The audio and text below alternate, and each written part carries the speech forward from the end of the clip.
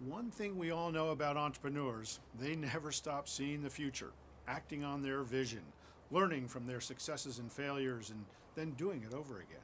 This is what we call entrepreneurial thought in action here at Babson. At New England Boat Company, Anna continues to try to push the company forward to the next best thing, international expansion, while Will tries to keep a steady hand on their current operation. And every startup has a Bradley, right? The genius behind the product that keeps you in the market, but never seems to get dragged down into those mundane matters around strategy and execution. Well, their first year has gone so well, they've attracted the attention of some new investors who may want to support their expansion outside the U.S. But in order to get that support, our managers will need to take their understanding of the financial statements to the next level as they try to create a forecast of their future operations. All right, guys, I just want to start out by thanking you for all the work you did for the investor meeting last week. It went really well, and I think we left them really confident in what we're doing here. It was mostly because you guys spent so much time with the accountants, and thank you so much for that. All the ratios that went into the presentation left them feeling great and resonated really well with everyone. I also really like their idea of going back to the companies we looked at over a year ago when we were doing the industry analysis and the feasibility quick scan, and see that we are making the kind of progress we said we would. Right. Entrepreneurial thought in action at work for us again. You know, for all the grief you people give me about going on about our processes, you really like to lean on ET&A as the guiding principle for our business. Absolutely. Whether it's ET&A or your production process, Bradley, if it's a process that works and makes us successful, I'm all for it. Exactly. Now, I've got something I want to run by you two. You know how I've been looking at locations overseas for us to expand? Oh yeah, we've seen hints of that before. Anna's out to conquer the world. Yeah, very funny. Well, so one of our investors after the conference introduced me to another group of investors, and they're interested in us opening up a boatyard in Greece.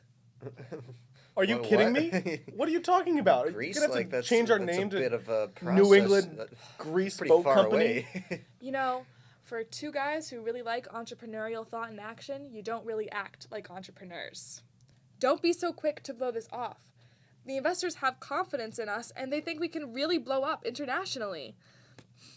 We wouldn't have to give up on this location at all. We could plan our trips so that one of us is here at all times. It seems to me like that would depend on hiring a good, and I mean very good, COO and a production manager. Mm-hmm. And that would have to be someone that Bradley thoroughly and really vets. Well, it sounds worth considering to me. But, what's the catch? What are you not telling us? Well, there is no catch. Well, they want 50% of the Greek market, but I think I can work them back down to 45% so that we can keep control. And they'll want a forecast of how our business is going to look in Greece for like 1 to 3 years, and then separately a forecast for those same time periods for the overall business. Well, the review's all done, obviously, but we don't really have a real forecast. At least not a detailed one that involves Greece. Well, does anyone actually know what goes into a real forecast? I mean, I have a pretty good idea of production, but that's because we have it budgeted out for the next 12 months. I think what Anna's talking about is going to be a little more complicated than that. A real forecast is going to include a complete income statement, not just sales, all the way down to pre-tax income. Mm-hmm. And they're going to want to see portions of our balance sheet and cash flows.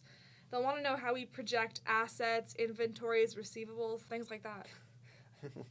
Listen to you guys. You sound like a couple of bean counters. I mean, you almost sound like you know what you're talking about. Well, not entirely. I haven't mastered it yet, but I'm getting to the point where I can have a reasonably intelligent conversation with our accountants about this stuff. It's actually a pretty good feeling. Excellent.